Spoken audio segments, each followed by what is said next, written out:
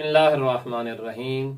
الحمدللہ رب العالمین وصلی اللہ علی محمد وآل محمد۔ جیسا کہ آپ کو معلوم ہے کہ 16 دسمبر 2014 کو ہمارے ملک پاکستان میں ایک انتہائی دلسوز افسوسناک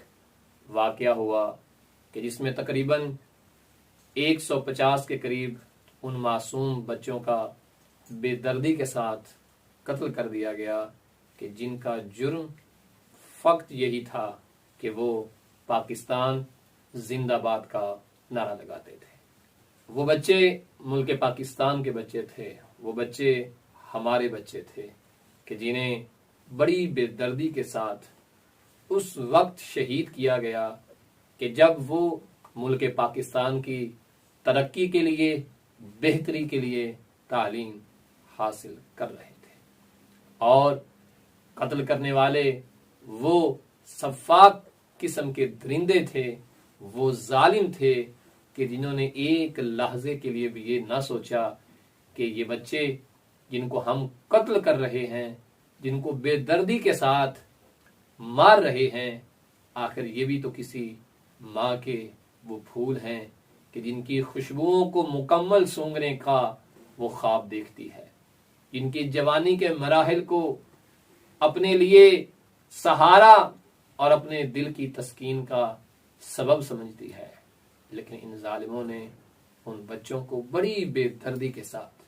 قتل کر دیا۔ وہ بچے ہمارے بچے تھے، وہ بچے ملک پاکستان کے بچے تھے۔ میں تمام پاکستانیوں سے یہ التماس کرتا ہوں ہر 16 دسمبر کو اس واقعے کو یاد کیا جائے اور ان بچوں کی مزید درجات کی بلندی کے لیے دعائیں مانگی جائیں، اور ان ماؤں کے سکون کے لیے، ان ماؤں کے دل کی تسکین کے لیے خدا کی بارگاہ میں دعائیں کی جائیں، اور ہر اس قاتل، ہر اس ظالم اور ہر اس شخص کو یہ پیغام دیا جائے کہ تم جس قدر بھی ہمارے ملک پاکستان کو ختم کرنے کا سوچ لو، یہاں بچہ بچہ اپنی جان کا نذرانہ دے کر ملک پاکستان کا سچا سپاہی بنے گا، اور اس کی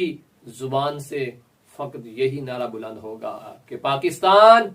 زندہ باد، پاک آرمی زندہ باد، پاک آرمی زندہ باد۔ خدا ہمارے ملک پاکستان کی حفاظت فرمائے اور ہماری افواج کی حفاظت فرمائے۔ پروردگار تمام شہدائے ملت پاکستان، ملت اسلامیہ اور جن جوانوں نے اپنی جوانی کا